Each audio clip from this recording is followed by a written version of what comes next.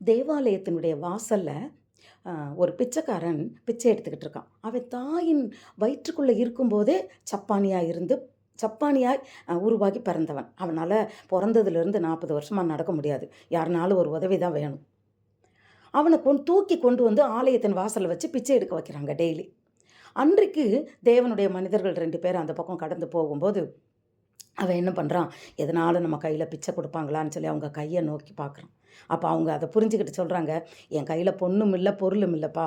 ஆனா இயேசுவின் நாமத்தில நீ எழுந்து நட" என்று சொல்லி அவனுடைய கையை பிடித்து தூக்கி நிறுத்துகிறார்கள்.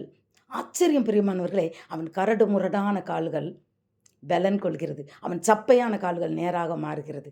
அவன் நிக்கிறான். யாருடைய உதவி இல்லாம நின்றுறான். நின்ன உடனே அவனுக்கு ஆச்சரியம். நம்ம தான் நிக்கிறோமா அப்படின்னு நினைச்சிட்டு குதிக்கிறான். குதித்து பார்க்கிறான். அவனால குதிக்க முடியுது. உடனே ஆச்சரியத்துல, சந்தோஷத்துல உடனே நல்லதா போச்சுன்னு சொல்லி அவன் வீட்டுக்கு ஓடி போய் சந்தோஷமா நான் ஓடுறேன், ஆடுறேன்னு சொல்லி விளையாடுறதுக்கும் அங்க இங்க வெளியவும் ஓடல. நேரா என்ன பண்றான்? தேவாலயத்துக்குள்ள நுழைந்து அந்த நன்மை செய்த தேவனை துதிக்கிறான். கை தூக்கி விட்டது இவங்க தான். அவங்களுக்கு போய் அவன் தேங்க்ஸ் சொல்லல. ஆனா ஆலயத்துக்குள்ள கடந்து சென்று தேவனை நோக்கி துதிக்கிறான் பிரியமா. அவருடைய நாமத்தை மகிமைப்படுத்துகிறான் பிரியமானவர்களே. இன்றைக்கு நம் வாழ்க்கையில் அந்த சப்பானி படுத்து கிடந்தது போல அநேக காரியங்கள் நம் வாழ்க்கையில் படுத்திருந்தது. செத்து போய் கிடந்தது. சூம்பி போய் கிடந்தது. இன்னும் சொல்லப்போனா உடைந்து கிடந்தது. கர்த்தர் அதை நேராக்கினார், சீராக்கினார், அதை அழகாய் மாற்றினார்.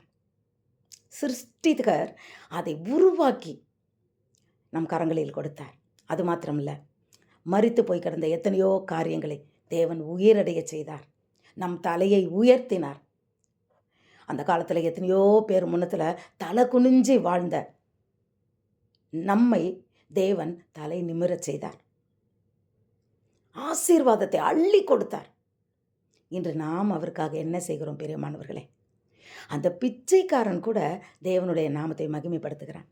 நாமும் சண்டே போகிறோம், ஆண்டவரை ஜெபம் பண்ணுறோம், அதோடு முடிஞ்சிருது. இல்லை பிரியமானவர்களே, தேவன் உங்களை கொண்டு ஒரு சித்தம் வைத்திருக்கிறார். அந்த சித்தத்துக்கு உங்களை ஒப்பு கொடுங்கள். தேவனுடைய நாமத்தை மகிமைப்படுத்துங்கள். கர்த்தர் உங்கள் சந்ததியை தலைமுறை தலைமுறையாய் ஆசீர்வதிப்பார்.